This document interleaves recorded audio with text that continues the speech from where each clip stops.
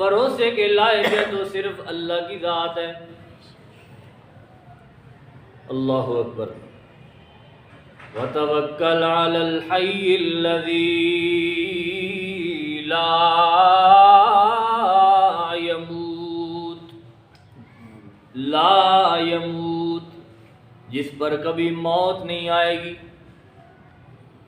اس حی پر، اس اللہ پر، اس زندہ خدا پر بھروسہ کرو جس پر کبھی موت نہیں آئے گی۔ اللہ کو چھوڑ کر ان پر بھروسہ کیے بیٹھے ہو جو اپنی زندگی کے بھی مالک۔ ایک وقت تھا زندہ نہیں تھے، دنیا میں ان کا وجود کوئی نہیں تھا، پھر ایک وقت آیا کہ وہ دنیا میں آئے، کمزوریوں سے گزرتے ہوئے بڑے ہو گئے، جوان ہو گئے، اللہ کی عبادت کر کر کے اللہ کے برگزیدہ بندے بن گئے، پیغمبر ہو گئے اللہ کی طرف سے، ولی ہو گئے اللہ کی طرف سے۔ پھر ایک وقت آیا کہ پھر دوبارہ کمزوریوں کے اندر چلے گئے، پھر ساری کی ساری طاقتیں ختم ہو گئیں، ارذل العمر کی طرف چلے گئے، اور پھر ایک وقت آیا کہ ارذل العمر بھی گئی، ارذل العمر، وہ رسیل عمر، وہ کمزوری والی عمر بھی ختم ہو گئی۔ پھر اس کے بعد اللہ کی طرف سے موت کا فیصلہ آیا۔ قرآن مجید میں رب العالمین نے فرمایا اللہ یتوفی الانفس حین موتها والتی لم تمت فی منامها فیمسک التی قضى علیها الموت ویرسل الاخرى الى اجل مسمى۔ اللہ وہ ذات ہے یتوفی الانفس، جو روحوں کو قبض کر لیتا ہے موت کا فیصلہ کر کے، یتوفی الانفس حین موتها، موت کا فیصلہ کر کے روحوں کو قبض کر لیتا ہے، والتی لم تمت فی منامها، اور ان روحوں کو بھی قبض کر لیتا ہے جن کی موت کا وقت ابھی تک نہیں آیا، وہ سوئے ہوئے نیند کی حالت کے اندر ان کی روحیں بھی اللہ نکال لیتا ہے۔ پھر کیا کرتا ہے فَيُمْسِكُ الَّتِي قَضَى عَلَيْهَا الْمَوْتَ، پھر جن پر موت کا فیصلہ کر کے رب العالمین نے روح نکالی تھی، فَيُمْسِكُ،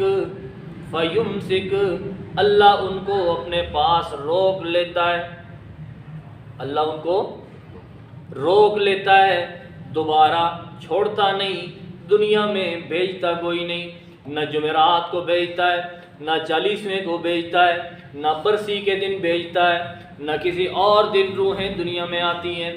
جس کے اوپر موت کا فیصلہ ہو چکا، رب العالمین نے فرمایا حرام علی قریۃ اہلکناہا انہم لا یرجعون، جن کو میں نے دنیا سے رخصت کر دیا، موت آ چکی، وہ اس دنیا سے منتقل ہو کر اگلے جہان میں برزخ میں چلے گئے۔ فرمایا اب میرا فیصلہ قطعی ہو چکا ہے، میرا فیصلہ غالب ہو چکا ہے کہ اب وہ دوبارہ دنیا میں لوٹ نہیں سکتے، اور دوبارہ دنیا میں آنا، اس موت کے بعد دوبارہ دنیا میں آنا، یہ اسلامی عقیدہ کوئی نہیں، مسلمانوں کا یہ عقیدہ نہیں ہے، یہ تو ہندوانہ عقائد ہے، ان کے تو 7 جنم ہوتے ہیں، ہاں جی، مسلمانوں کا ایک ہی جنم ہوتا ہے، بس ایک ہی جنم کے ساتھ وہ دنیا میں آتے ہیں، اور پھر ان کی اپنی زندگی گزار کے پھر وہ اس دنیا سے رخصت ہو جاتے ہیں، دوبارہ پھر ان کو دوبارہ زندگی ملے گی تو وہ قیامت کے دن ملے گی۔ رب العالمین کے دربار میں یہ پھر مجرم انسان اللہ کے دربار میں قیامت کے دن کہے گا ربنا امتنا اثنتین واحییتنا اثنتین فاعترفنا بذنوبنا فهل الى خروج من سبیل، اے اللہ تو نے ہمیں 2 موتیں دی، 2 زندگیاں دی، یہ کون سی 2 موتیں اور 2 زندگیاں ہیں؟ قرآن ہی اس کی وضاحت کرتا ہے پہلے بارے میں۔ ایک موت وہ ہے جو ہمارے وجود سے پہلے کی، ابھی ہم وجود میں نہیں تھے، ہم دنیا میں نہیں آئے تھے، جو پہلے کا زمانہ اللہ نے اس کو موت سے تعبیر کیا. پھر دوسری موت جب یہ دنیا والی زندگی گزار کے بندے کے اوپر موت آتی ہے. یہ دو موتیں ہیں، پہلے والی اور یہ بعد والی. اور دو زندگیاں، ایک یہ زندگی ہے جو ہم گزار رہے اور ایک اگلی آخرت والی زندگی جب ہمیں دوبارہ زندہ کیا جائے.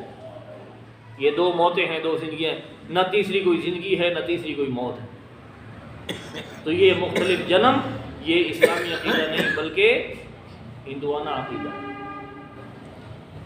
قرآن کہتا ہے فَيُمْسِكُ الَّتِي قَضَى عَلَيْهَا الْمَوْتِ، اللہ ان روحوں کو اپنے پاس روک لیتا ہے جن پر موت کا فیصلہ کیا. وَيُرْسِلُ الْأُخْرَى إِلَىٰ أَجَلٍ مُّسَمًّى، اور جن کی روحیں موت نیند کی حالت میں قبض کی تھیں. بندہ سویا اور روح نکل گئی، سیر تفریح کر رہی ہے، اللہ نے اس کی روح کو اس جسم سے نکال لیا ہے، لیکن بالکل یا نہیں نکالا، ابھی تک اس کے حواس کام کر رہے ہیں، اس کا روح کا تعلق جسم کے ساتھ باقی ہے. وہ سانس بھی لے رہا ہے، وہ کروٹیں بھی بدل رہا ہے، اور وہ ہلکی پھلکی آواز بھی کچی پکی نیند میں سن رہا ہے. ہوتا ہے یا نہیں ایسے؟ لیکن جب موت آ جائے تو پھر نہ سانس ہے، نہ ہی کروٹیں ہیں، نہ سننا ہے، نہ دیکھنا ہے، نہ جاننا ہے. پھر سارے حصے ختم، سارے حواس ختم، سارے تعلقات ختم. تو رب العالمین نے فرمایا کہ اس کائنات میں حی القیوم ذات ہے صرف ایک اللہ کی ہے، باقی پوری کائنات پر موت آنی ہے، سب نے فنا ہونا ہے. کل